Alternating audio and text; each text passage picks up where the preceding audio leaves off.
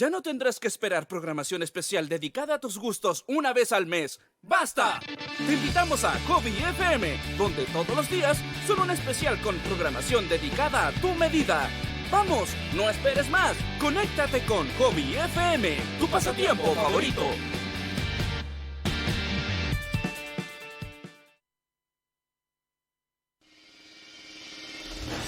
En este momento estás conectado a la señal de Hobby FM. Aquí escucharás las mejores canciones acompañadas de excelentes programas que harán tu día a día más alegre. Recuerda, somos Hobby FM, tu pasatiempo favorito.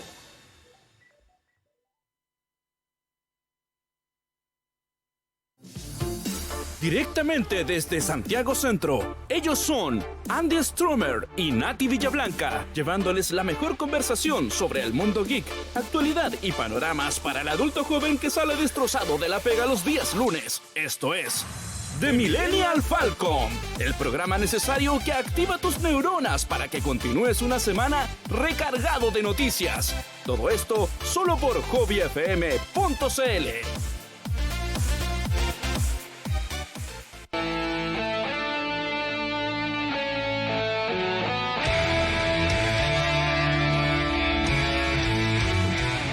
Buenas tardes, amigos y amigas, señoras y señores, millennials comprendidos e incomprendidos en esta mojada y fría tarde de el primer lunes de invierno. Pues así es, porque ya oficialmente hay que ponerse las chaquetas, hay que empezar a sacar el paraguas. No, a mí como que se me olvidó y estoy entero y completamente mojado.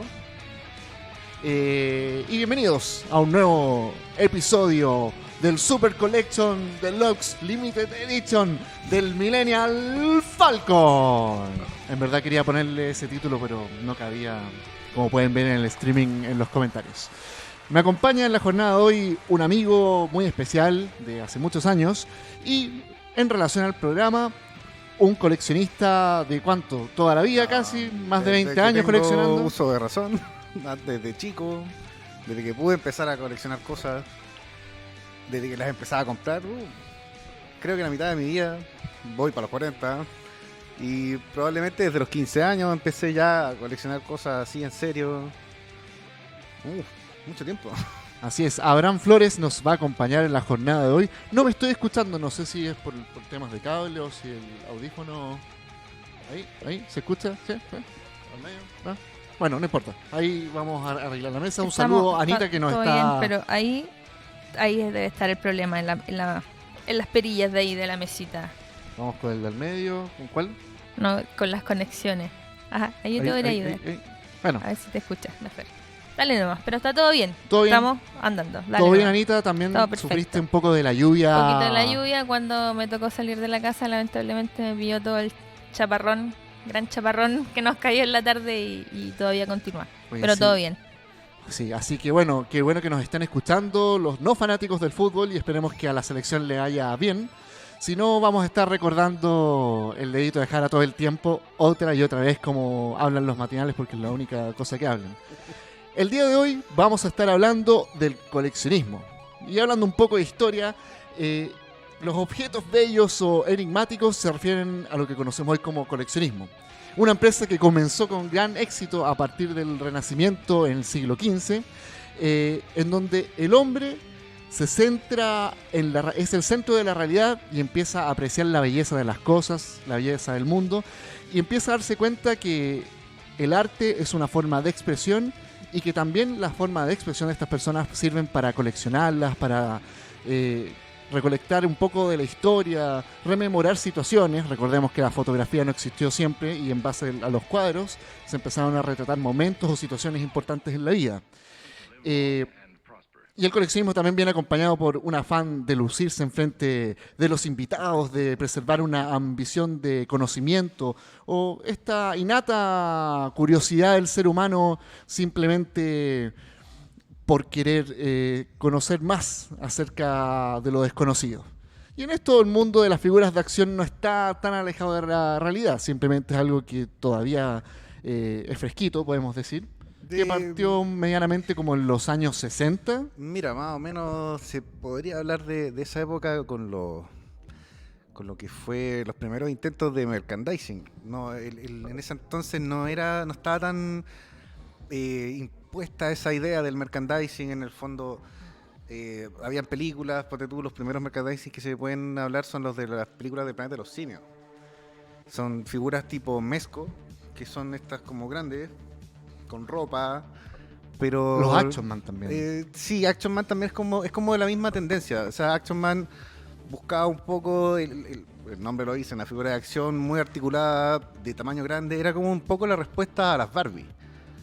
Pero tampoco era una cosa no era tan marcado como ahora, porque no venía de la mano de una serie o de una película.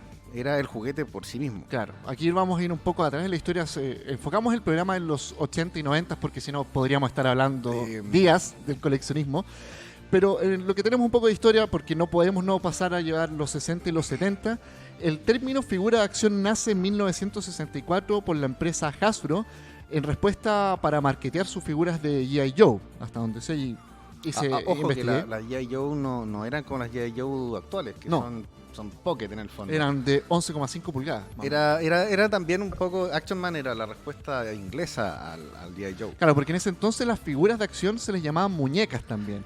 Entonces el marketing era llamar las figuras de acción para tener una contraparte femenina al muñeco en sí. Claro, exacto. Ya ahí se dispararon las ventas. No, piensa que eran muñecos militares. Digamos, la respuesta a lo que era la Barbie, que era netamente femenina y con accesorios de niña.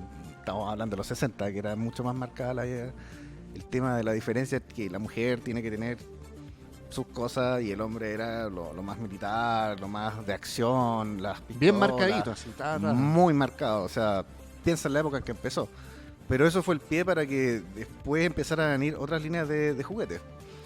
Y yo creo que ya avanzando un poco en la historia, el boom vino con Star Wars. 1976. 76, exactamente. Aquí ya empezamos porque abarca hasta 1980, 79 más o menos. Star Wars, de Kenner. El Kenner llegó hasta el 85 oficialmente, pero ya en el 85 empezaron a ver otras líneas. Ya estaba He-Man. Y He-Man le quitó mucha ventaja a Star Wars. Piensa que la última película de Star Wars fue el año 83. La película oficial, no hay que contar las películas de los Ewoks, que esas son como para televisión, pero que no venían acompañadas necesariamente de una línea de juguete. La línea de juguete oficialmente terminó en el 85, pero ya estaba enfrentándose a los Transformers, que estaban empezando a entrar, y He-Man. He-Man cuando apareció fue un bombazo, claro. O sea... Pero volviendo un poco a Star Wars, que ahora en nuestro streaming estamos mostrando a Luke Skywalker. Mucha gente se estará preguntando en la casa, y los que no son millennials y nos están viendo, por qué Luke Skywalker tiene el sable amarillo. Y es básicamente porque las películas en ese entonces tenían un brillo y color diferente. No sé. Esa es una de las opciones que se habla. Y la otra es que cuando hicieron los juguetes, la película todavía no estaba terminada. Entonces se basaron un poco en diseños de producción. Por eso la espada de ese color. Esa es una de las justificaciones. La otra es el tinte de la película. Pero eso no importó en su momento y la figura fue un éxito. O sea, es la primera vez en que un juguete... ¿Serán las primeras figuras con display las Star Wars de Kenner? Tengo entendido que no. Antes de Star Wars había una línea que era una especie de continuación de Action Man que se llamaba Big Jim, que también eran figuras grandes y la presentación era un display. Pero piensa en un display como pero para una figura del tamaño de unos 20 centímetros, en la que se destacaba la figura en sí misma, sus accesorios y también con un dibujo ad hoc. Entonces el tema de achicar la escala tiene que ver más que nada con que el niño lo tenga en sus manos, en su bolsillo, y lo pueda llevar a todos lados. Esa fue un poco la justificación de por qué las achicaron. Un tema sumamente importante después para los coleccionistas, sobre todo para los niños. Es que siempre... Vamos a tratar más adelante, sobre todo con el tema de Toy Story, que ahí pesca mucho de eso. Siempre piensa que ahora se le da una connotación de colección. En ese entonces eran simplemente juguetes. De hecho, muchos de los juguetes en la época jamás pensaron que iban a trascender. Bueno, y a medida que los 80 estaban terminando, más coleccionistas empezaron a salir a la superficie comprando las figuras para almacenarlas. Dicen que hubo como un estancamiento en el tema de las figuras de acción populares de los 80 porque las almacenaban muchos coleccionistas. Sí. Y ahí salen las tortugas, la idea de que las tortugas ninja, por ejemplo, finalizadas de los 80, sacaran tanta producción de que en el retail después no fuesen tan caras. Igual hay un tema, antes de irse a ese, que igual es bien importante en el tema de cómo se fue formando el tema del coleccionismo. Hay un tema esencial. En los 60, volviendo un poco atrás, Hot Wheels, que fue una de las líneas bastante potentes en esa época, De los autos para los de los autitos. Ahora Hot Wheels es una cuestión súper popular en las ferias en contra de Hot Wheels. Pero en ese entonces Hot Wheels venía acompañado de una serie de dibujos animados, que básicamente era un comercial de media hora. Una ley estadounidense prohibió que se hicieran dibujos animados relacionados a un juguete. Y por años eso estuvo prohibido hasta el año 81, 82, si no me equivoco. como acusándolo de propaganda. Era una propaganda, es una propaganda descarada.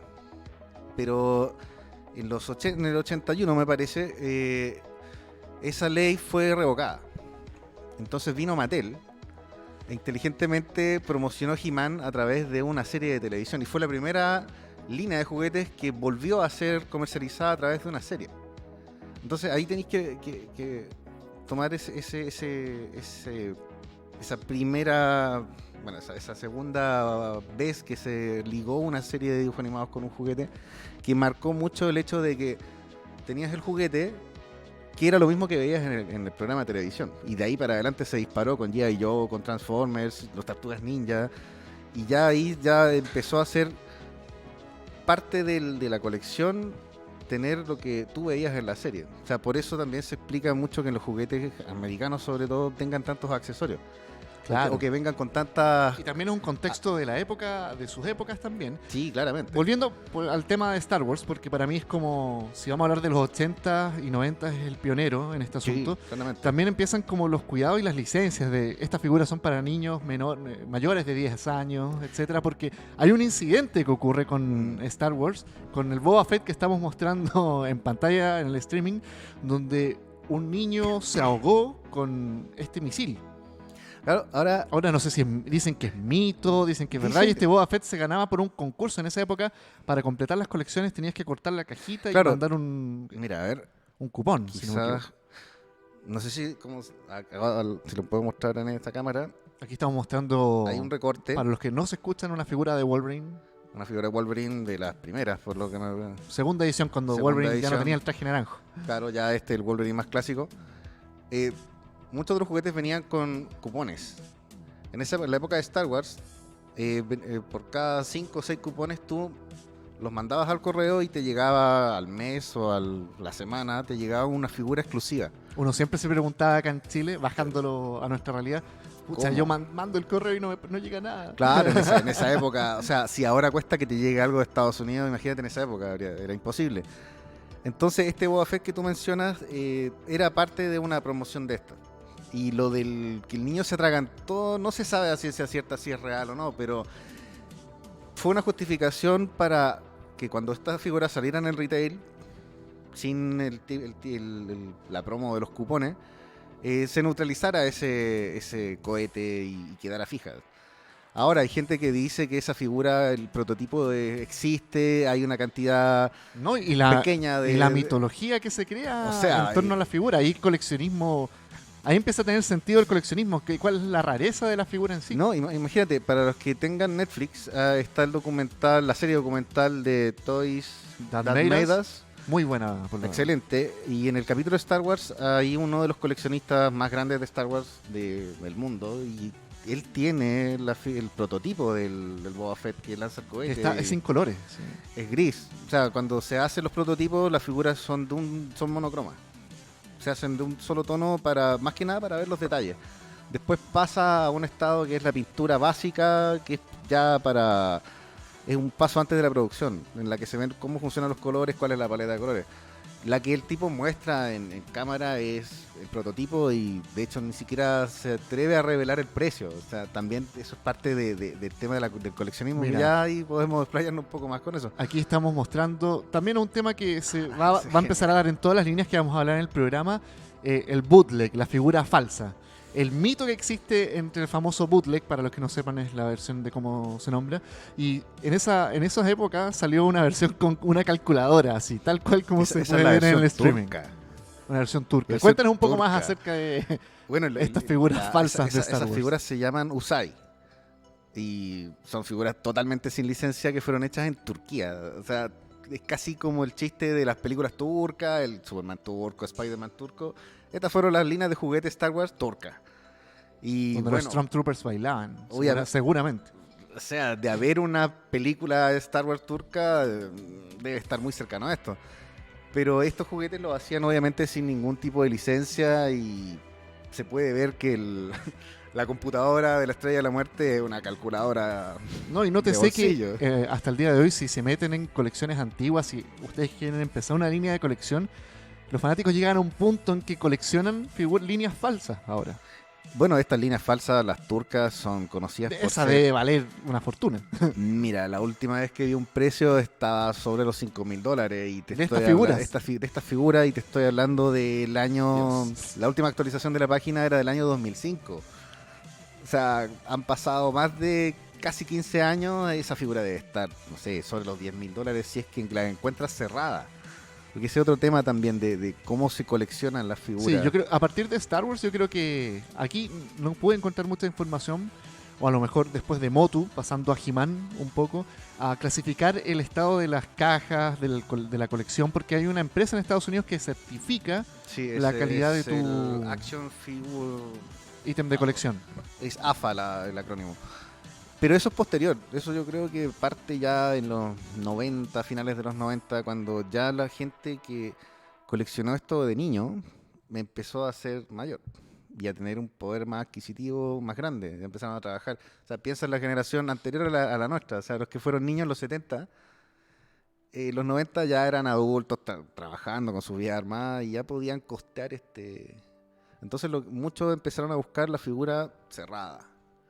La figura que ellos tuvieron de niño cerrada y ya eso empezó a generar una especie de mundillo de lo que es el coleccionismo de figuras mint, que les dicen. Mint on card. Por ejemplo, La estas son... NM, que pueden encontrar a veces si se meten Claro, esto en es... Mercado Libre, incluso ya se están usando los términos. Sí, pero Mercado Libre... está, bueno, ahí si quieres nos podemos desplayar un poco con el tema de Mercado Libre, que ya está un poco como en desuso dentro Sí, del mundo coleccionista. Marketplace como que le ganó la batuta Sí, ampliamente, incluso porque no hay los- que pagar comisiones. Incluso los grupos de Facebook se han ido consolidando como grupos de compra-venta de coleccionistas. Pero volviendo un poco al tema de las tarjetas, el Mint on Card, esta figura vendría a ser Mint on Card, que es el estado de la figura. Es el estado de la figura que está completamente cerrada. Aquí tenemos el hombre que le gana a Goku de un solo golpe. Uf. Hay otras que también, hay otros que buscan que este cartoncito esté intacto. Y eso ya es más caro que la que esté en la tarjeta buena. Porque eso significa, le dicen unpunch. Porque eso significa que esto está nuevo, que nunca lo pusieron en una vitrina. Ah, también, hasta ese punto. Hasta ese punto llega. Y que la burbuja esté Sin sin ninguna amarilla, mancha, ninguna raya. rotura, mancha, que no esté amarilla, que esto no tenga un precio encima. Entonces son muchos los factores que AFA te toma en cuenta para ver que la figura esté realmente de colección. Incluso te la ponen en una caja plástica y le dan un código, y es carísimo que te graden una figura. Pero eso viene ya en los finales de los 90. Claro. Y continuando con He-Man, la historia detrás de He-Man y las figuras, porque si no me equivoco viene de la película Conan el Bárbaro, ¿no? Intentó ser Lo que pasa es que quisieron hacer una línea de juguetes basada en la película, pero sin haber visto la película. O sea, Conan son libros que fueron escritos en los años 30. Después se hicieron cómics y era popular en ese aspecto, pero era netamente para adultos. O sea, si tú leías una historia de Conan, es sangre, sexo, violencia, Cerveza. cerveza. Entonces, y cuando se hizo la película de Conan, se pensó hacer un merchandising de la película, pero no habían visto la película. Cuando vieron la película, dijeron, esto no va, no hay forma de que los niños vean la película y lo asocien al juguete. Entonces, ¿qué hicieron? Hicieron cómics. Primero fueron los cómics. Antes de la serie de animación. Antes de la serie. De hecho, uno de los primeros cómics de He-Man es versus Superman. Wow, un buen dato. O sea, es un cómic O sea, es muy- DC Comics. Es DC Comics. O sea, partió siendo como una... Como independiente, una- pero... fue como un crossover entre Mattel y DC Comics. El cómic es muy extraño, muy bizarro, pero vale la pena echar una revisada por un producto de su época. Y Es una plataforma también para Es darte una- a conocer. O sea, claramente se tomaron un poco del éxito de, de Superman para promocionar a He-Man. Y después vinieron cómics, los que venían en los juguetes. Cada juguete de He-Man venía con un mini cómic. Que en el fondo era para explicarte el mundo en el que estaba desarrollada esta historia, quién era quién. Las primeras figuras era He-Man, Tila, Skeletor y Hombre Bestia. Me parece que el Hombre Arma, Man at Arms y el Hombre Pez también eran parte de los primeros. Y cuando esto enganchó, ahí recién hicieron la serie. Porque coincidió en que cuando empezó a tener cierto éxito esta línea de juguete, fue que se revocó la ley. Entonces ahí Mattel contrató a Propaganda Filmation, hicieron una serie, una muy buena serie. Esteroides legales. En Eh, programas infantiles. Y ahí ya el resto, o sea, He-Man estuvo dando fuerte hasta el año 87. Oye, y el término, mucha gente no sabe o si quiere empezar su colección o si quiere empezar a coleccionar He-Man. Las abreviaciones Master of the Universe se abrevia MOTU Motu. o MOTU Classic. Es que ahí te metís un poco en lo que es... Ahora se hace la diferencia. Pero en su época no. En su época era Motu. Masters of the Universe o simplemente He-Man. Por el personaje. La serie se llamaba He-Man y los Amos del Universo. Los juguetes era Masters of the Universe. Entonces se creó esta sigla Motu. El Motu Classics es una línea de ser del mediados del 2005 quizá.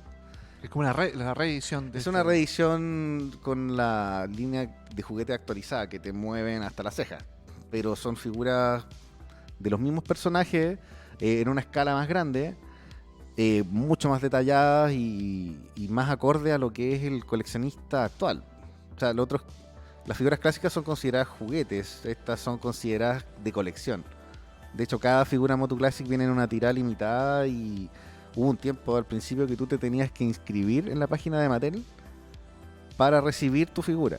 No había otra forma de comprarla, salvo de segunda mano y que ya te la vendían al doble o al triple de precio. Claro. Ahora no sé cómo funcionará Motu Classic porque nunca la coleccioné, pero en su momento esa era la única forma de tenerla, ser socio de...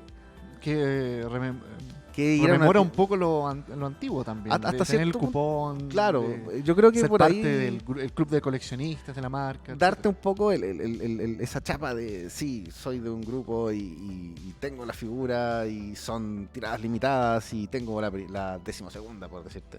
También vienen numeradas, por lo que sé. Pero volviendo un poco al tema juguete de retail, en su época era una cosa impresionante. Yo en esa época tenía 5 años. Y también salieron sus versiones falsas, como estábamos mostrando. Esas versiones falsas están subiendo de precio de una forma impresionante.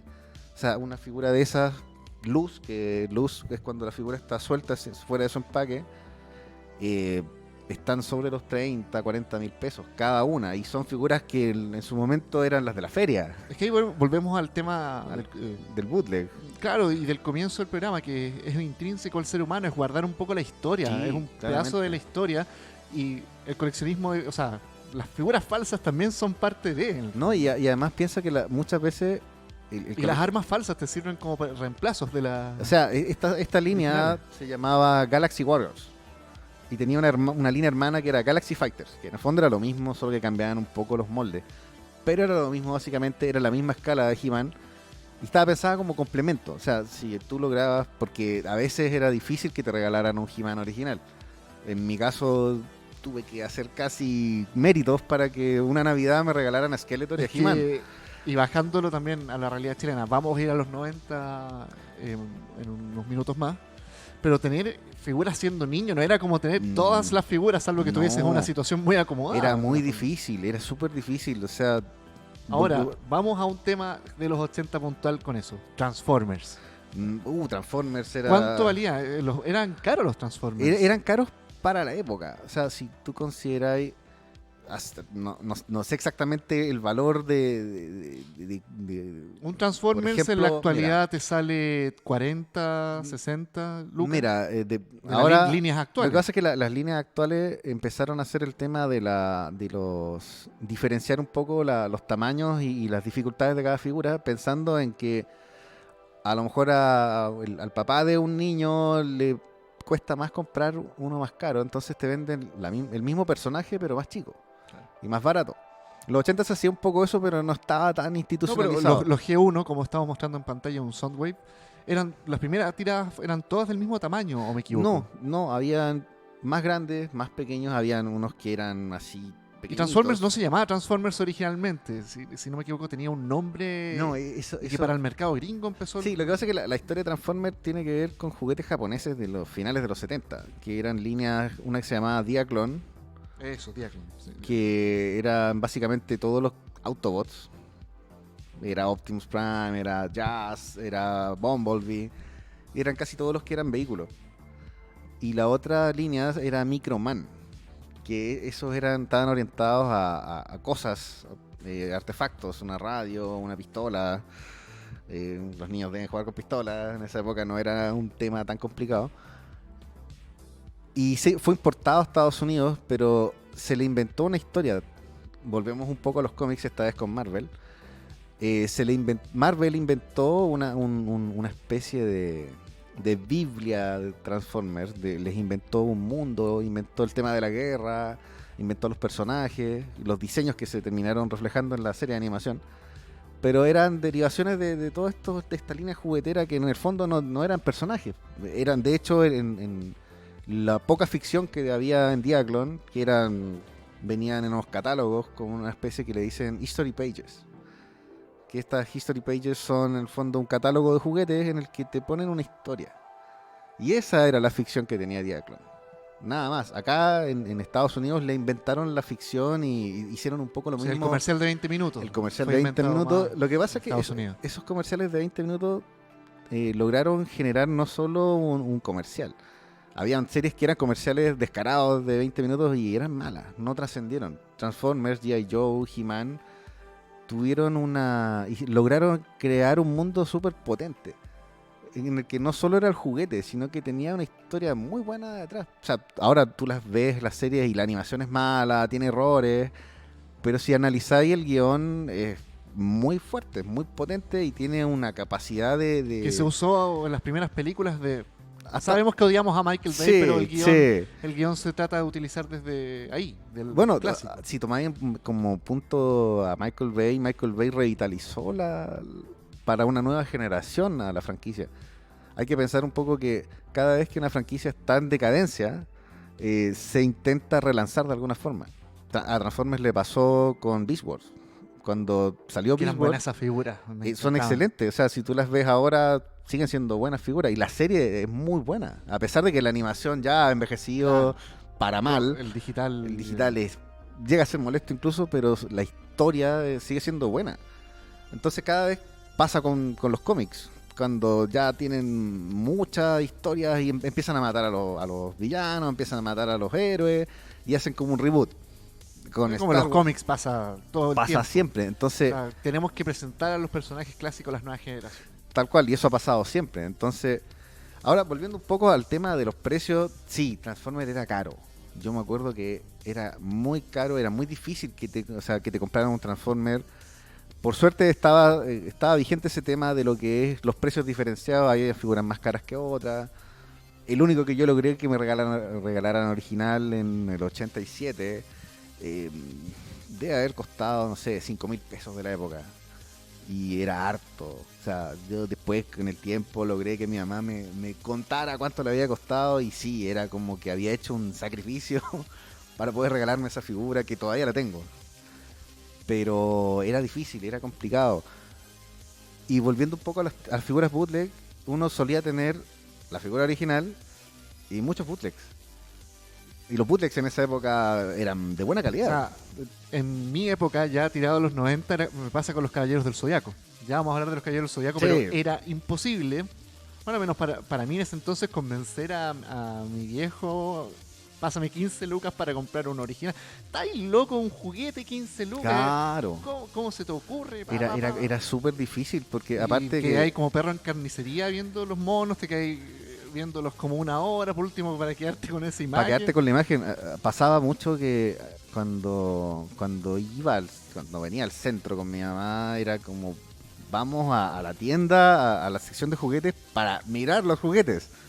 O sea, era... No para rogarte, por favor. No, claro, igual uno lo trataba de hacerla así como, oye, y mira, no está tan caro y podría ser, y a veces resultaba y a veces no, pero por lo general uno se quedaba con la imagen de ver las figuras, verlas todas, y te quedabas mucho rato mirándolas. Y en los 90 y 80 era distinto el tema de la figura. Ahora yo no lo veo así tanto. O sea, No. los niños están más metidos en el celular, en el iPad. Ya parezco viejo hablando del tema así, pero Pero es que, antes era un boom. En verdad salía una serie animada y los niños hacían filas para Sí. los monos.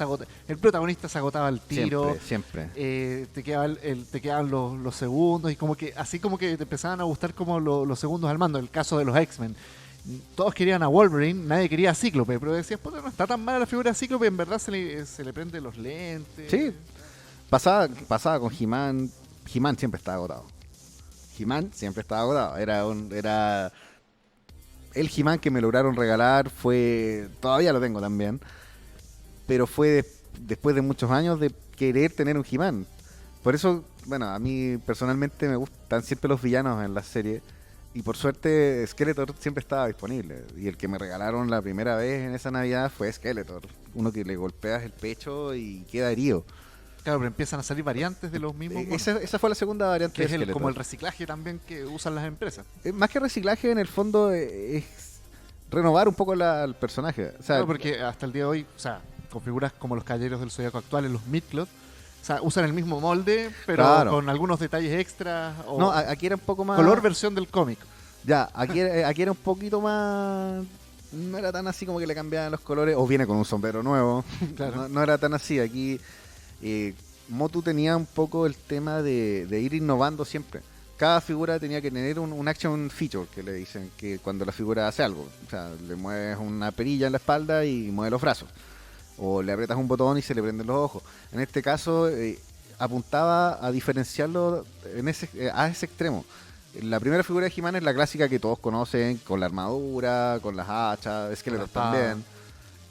Luego sacaron una que era la armadura de batalla, que Skeletor y He-Man tenían una armadura que se le golpeaba en el pecho y se le iban haciendo heridas. Después de ese salió un He-Man que tenía una mochila con fulminantes, que tú movías la cintura y hacía un golpe, y el golpe reventaba un fulminante y salía humo y era un golpe. Y los comerciales te los hacían con edición de cine y todo el tema. Y con niños, o sea, además de la edición de cine que salían en los comerciales, salían niños y tú te identificabas con esos niños y era como, wow, yo también quiero sentir el poder, no sé. Parece que tenemos un hobby comentario. Así es. Tenemos algunos saluditos de nuestros amigos que están viendo la transmisión en vivo que tenemos a través de hobbyfm.cl. Maylin Alvarado nos dice que está en clases y nos está viendo. Se arrancó Muchas gracias. Está ahí haciendo Esas una son las pillería. cimarras que valen la pena. Sí, pues Muchas tienen gracias que por verlo. escucharnos. Y además también tenemos un saludito de nuestro amigo Felipe Gutiérrez Hernández, también amigo de la casa, aquí de Hobby, y dice que es ahora soy yo el que devuelve los saludos a Andy. Y nos manda un movimiento de... movimiento. Oye, saludos, Claro. muchas gracias por Saludos. estar escuchándonos también. Y pregunta si no es el gran Abraham. Es el gran Abraham. Si el Felipe Gutiérrez que yo creo, sí, soy yo. Sí, a ese. Un reencuentro. Saludos a Felipe. Espero que esté bien. Saluditos, chicos. Y los estamos esperando que nos sigan enviando más saludos a través de nuestra transmisión o a través del Hobbyfono, que es más 569-5082-6759. Hoy vamos a pasar a saludar a nuestros queridos amigos auspiciadores, aprovechando el break de los saludos. Los mejores líquidos para barba, para el cabello, los mejores moldeadores, los mejores bálsamos y los mejores acondicionadores los puedes encontrar en Rudely.cl. Así es, Dani, y Nicole, que nos estuvieron acompañando en los programas anteriores del Millennial Falcon. Nos estuvieron contando cómo funcionan los líquidos y hoy en día el hombre es más pretencioso, el hombre se tiene que cuidar también la barba. Ya no es un tema solamente de un gasto extra, un gasto innecesario. Cada vez más uno puede acceder a estos líquidos que son 100% naturales y no son probados en animales y en ningún Pokémon. Ahí estamos mostrando a través de nuestro streaming todos de los líquidos que incluso te dejan olorositos como una alternativa, digamos, también a la colonia, al perfume. No son tan invasivos y en verdad te ayudan incluso al crecimiento de la barba porque hay muchos lampiños en este país, ¿o no? Sí, bastante. No es el caso de los presentes No, acá, pero para- claro, tenemos a Goku que le sale un bigotito de vez en cuando y en las nuevas versiones le han hecho, Vegeta tuvo bigote en un momento. sí, el de GT. Sí. Qué mal, weón, que me carga hablar de GT, bueno, en verdad. es No, como- quería poner esa imagen en tu mente, pero me acordé. Así que pueden encontrar 24/7 toda la información de los mejores productos para barba en rudely.cl y a través de Instagram, rud_premium. Pueden conocer a sus embajadores de marca. También pueden acceder a toda la información que quieran conocer acerca de todo este mundo y también líquidos para el cabello para ellas. Así que tienen cepillos y todo lo que les pueda interesar acerca de ese interesante mundo. Y nos vamos un poco a las noticias, porque como bien se llama este programa Millennial Falcon, tenemos muchos millennials llorones por lo que ha ocurrido con Neon Genesis Evangelion esta semana. La serie que se reestrenó el 21 de junio, recién pasado, semanita pasada, fue advertida de que iba a tener un nuevo doblaje latino.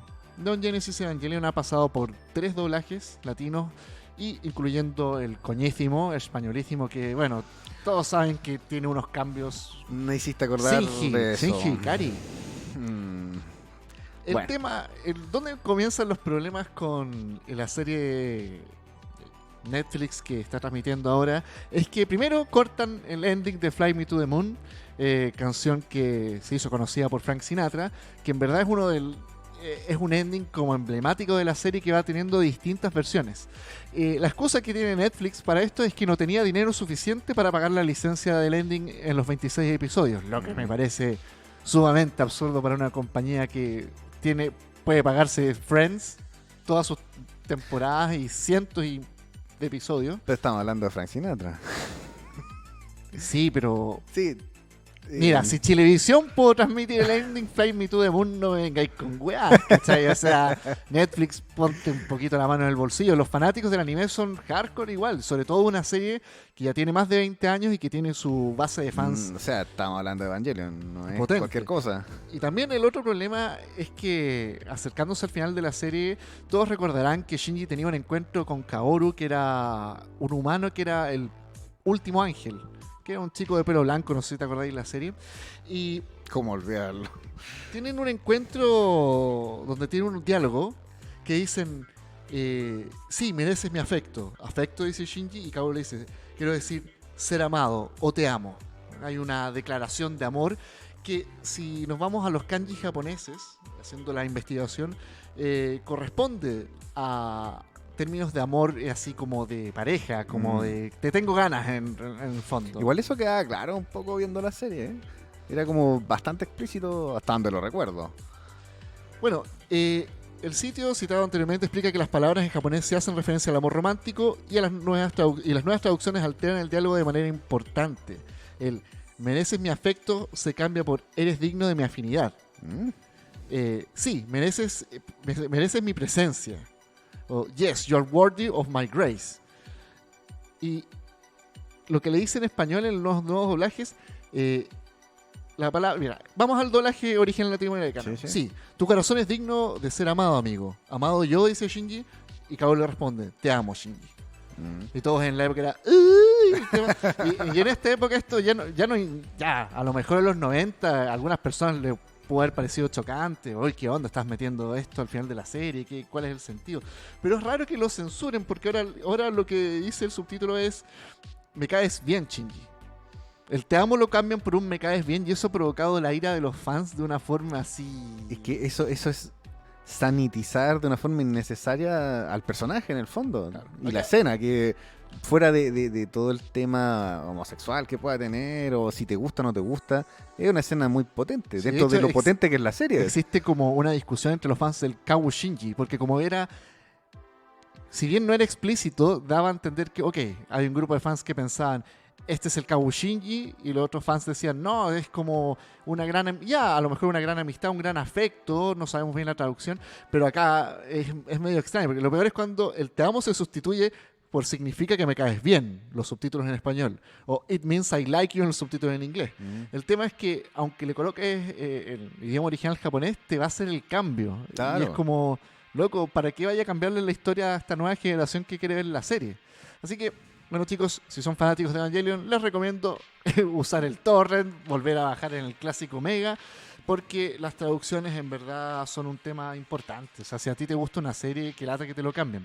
Y a mí, yo estaba con la curiosidad porque efectivamente se conservan algunos doblajistas de la versión original y otros son nuevos y es como, no, loco, o sea, como que me causa... Es que si creciste viendo la serie en Chilevisión la primera vez que se emitió, sí, eso te choca. Ahora, lo que tú dices de que haya sanitizado un diálogo que a mi parecer es muy importante en el desarrollo del personaje, es muy absurdo. O sea, en este caso sí estoy de acuerdo con los fans iracundos. Creo que sí tienen razón. Pero es un tema que se usa. O sea, se usa me ese tipo pasó de un censura. poco con esta reedición que hicieron de Dragon Ball Z, Dragon Ball Kai. Que cambiaron diálogos, cambiaron uso de violencia, sacaron escenas. Es como, ok, sacaron todo el relleno que en verdad hacía más larga de la necesaria la serie, pero hay escenas que pierden sentido si no tienen sangre o la violencia clásica de los 90. O sea, si tú analizas un poco lo que fue Dragon Ball Super, en ese aspecto está mucho más acorde a la sanitización que hizo Kai. O sea, yo sigo prefiriendo la violencia y la sangre, que era un poco el tema que hablabas hace un programa atrás, me parece. Estamos desviándonos un poco del tema. Pero sí, o sea... La institucionalización de las cosas. Claro, o sea, hasta qué punto necesitas sanitizar algo. O sea, hasta qué punto proteges tanto al espectador novato. O sea, personalmente, si yo quisiera mostrarle Dragon Ball Z a un niño, no le voy a mostrar ni Kai ni Super. Voy a partir de la versión original, con sangre, con algo de tetas entre medio, pero principalmente con esa intensidad que tenía en esa época, que la fueron sacando. O sea, a lo mejor podéis saltarle los rellenos. Claro, o sea, lo que muchos a veces soñamos de tomar la serie original en la mejor calidad posible y editarla según el manga. Pero no le sacaríamos la sangre, o sea, le sacaríamos el relleno. Claro. Pero entonces que saniticen las cosas, yo creo que no es lo correcto. Es como sacarle el pillo a Han Solo. Sí. Oye, y en otras noticias que había dejado pendiente el programa pasado, Fe de Niño Rata, como solemos mencionar aquí, el significado de la cuenta regresiva que estaba haciendo Marvel a través de sus redes sociales, que parte con el número 4, que había dejado todos los fans locos y especulando teorías, que obviamente... Las primeras vienen los 4 fantásticos, ahí estamos mostrando en el streaming. Finalmente se reveló hasta que llegó al número 1. Primero parten con el 4, después en las semanas el 3, el 2 y así específicamente. Salieron un montón de teorías que se iban a incluir los 4 fantásticos, que iban a meter el multiverso de Spider-Man. Salieron unos fan arts, incluso muy, muy detallados, donde Spider-Man, como salen en los trailers, hay un multiversos confirmados. Pues, sí. Y el chasquido de Tony Stark abrió portales a través de estos multiversos en la Tierra que conocemos.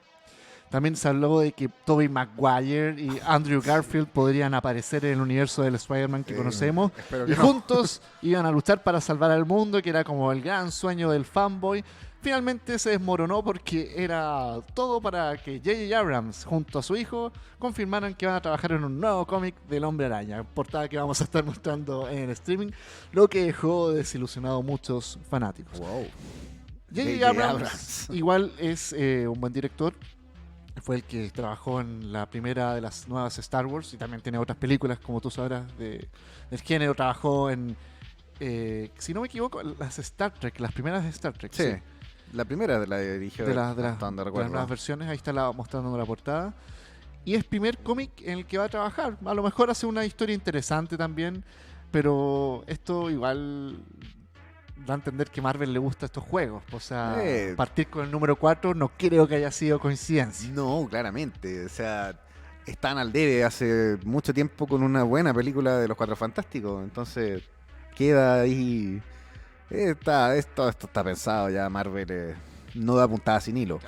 Igual, Aparte que está Disney detrás. igual entonces... se causó molestias porque es como, puta, el video pitutado. J.J. Abrams usó esto para empezar a darle bola al hijo. Va a pasar lo mismo con Romita, que es Romita Jr., que es un dibujante de cómics de la DC que la gente odia porque su arte no es ni parecido al del padre y en verdad está en la posición que está por el apellido. Ahí estamos. O sea, de hecho, sale con los mismos lentes el hijo de... Es como un clon. Claro. Pero bien, hay que darle la oportunidad. El tema es que fue como demasiado bombos y platillos por una noticia que en verdad pudo haberse dado en su canal de YouTube. Se lo podrían haber ahorrado y haber dejado, no haber jugado con los sentimientos de los fans más potentes. Y hablando del héroe favorito de internet ahora, y no me refiero a Chayanne, sino me refiero a Kenny Reeves, Matrix va a tener una nueva película protagonizada por Michael B. Jordan. Las ahora hermanas Wachowski volverán a dirigir la historia, aunque no se sabe si será una precuela, spin-off de la trilogía de 1999. Tampoco se sabe si Kenny Reeves estará a la cabeza de la cinta, pero él había sostenido en entrevistas anteriores que si las hermanas Wachowski están en el proyecto, él estaría muy interesado en ser parte de él.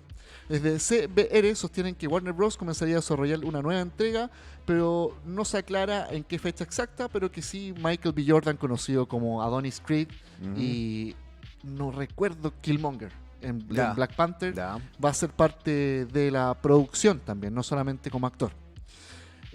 Así que bueno, para los fanáticos de Matrix, yo creo que había cerrado bastante. No sé cómo pueden meter a Kenny Reeves en Matrix Revoluciones, no me acuerdo cómo se llama la última, muere.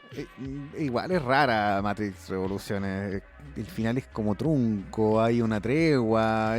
No era lo que se esperaba de muchos que vimos la saga en su momento. O sea, yo personalmente creo que la primera es la única. El resto no fueron buenas películas, a mi parecer. Hay gente que las defiende, pero abrazo torcido. Personalmente no me agradan mucho porque creo que las hicieron... Matrix la hicieron sin pensar un poco en que iba a ser un éxito. O sea, dijeron ya, hagámosla. Si le va bien, excelente. Si no, no importa, la hicimos igual. Y bueno, la película fue un éxito, porque marcó estamos en la época generaciones. del remake también, ya en un mundo con pocas ideas. Quieren hacer la versión con Jason Momoa y el actor de Tyrion, del Señor de los... Señor de Game of Thrones. Sí, sí. Peter Dinklage creo que se llama. Sí. Quieren hacer una versión de esta película que hizo Arnold Schwarzenegger con Danny DeVito, así como de los gemelos. O sea, ya imagínate a lo que llega a Hollywood, que ya falta era idea. Mala esa. Ya era mala, gemelo. O sea, ¿por qué querés hacer un remake? Bueno, en fin, volviendo al tema de las figuras, y ha pasado volando el tiempo, vamos a tener que hacer una segunda parte, sin duda. Encantado. En 1990 quedó una herencia muy grande de lo que fue He-Man y todo el tema de los hombres musculosos. Sí. Hay un documental que no sé si lo has visto, que te lo recomiendo, y a los que nos están escuchando, que se llama Bigger, Stronger, Faster, que habla de todo el periodo de los esteroides a finales de los 80 y comienzos de los 90, donde se incluyen personajes de la lucha libre como Hulk Hogan, Conan, con Arnold Schwarzenegger, Sylvester Stallone con las Rambo. Era una época donde ser musculoso importaba. Sí. O sea, tú ves las figuras de He-Man, era un tipo... El concepto de He-Man, el creador de Toys That Made Us, el creador de la línea, era esa su idea, era el poder. ¿Y cómo representar el poder? Yo tengo el poder. Un tipo musculoso. Aparte que tiene que ver un poco con la Guerra Fría, con el poder. El super soldado. Ahí viene el Capitán América. Viene un poco de eso, porque tú sabes que la Segunda Guerra Mundial se utilizó... Sí, fue propaganda, absolutamente. Entonces esto también corresponde un poco a eso, subiéndole un poco más por el hecho de que eran tipos muy musculosos y con muchas armas y totalmente invencibles. Bueno, en las fotos tenemos ahí al Luke Skywalker, que hicimos una encuesta en Instagram. Preguntamos si se acuerdan del Luke Skywalker con esteroides. Esta es la segunda línea de figuras de Star Wars que se llama Power of the Force. Pueden notar que Luke Skywalker tiene un pecho bastante protuberante y vienen con todos estos accesorios que casi no usan en las películas. Ya, podemos decir que la pistolita gancho sí la usa, pero a partir de los 90 todos los monos tienen que ir con un accesorio, como el Wolverine que tenemos acá en pantalla, tiene una pistola. ¿Cuándo viste a Wolverine usar una pistola? No. Eso también es un tema súper americano, en el fondo, que la figura, mientras más accesorios tiene, es mejor.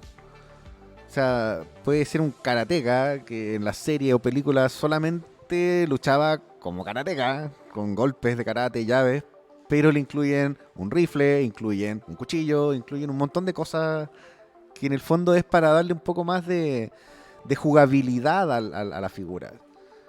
Bueno, las tortugas ninjas también eran, bueno, musculosas. Sí, o sea, sí. Ya, ok, son mutantes. Claro, se justifica. Pero ahí. también el concepto de mutante es musculoso también, como estamos Pero mostrando. ojo que ahí venía un poco en bajar el tema del músculo.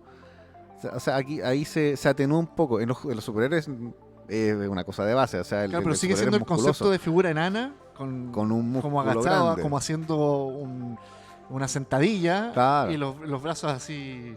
Ahora que tocaste un poco el tema de estas figuras de la primera tirada musculosa, la justificación que se dio en un momento era que el primer afiche de Star Wars, el promocional, el clásico que sale Luke con la espada en alto y Leia abajo, que es un cuadro muy famoso de Sí. un Ahí sale con otro color el sable.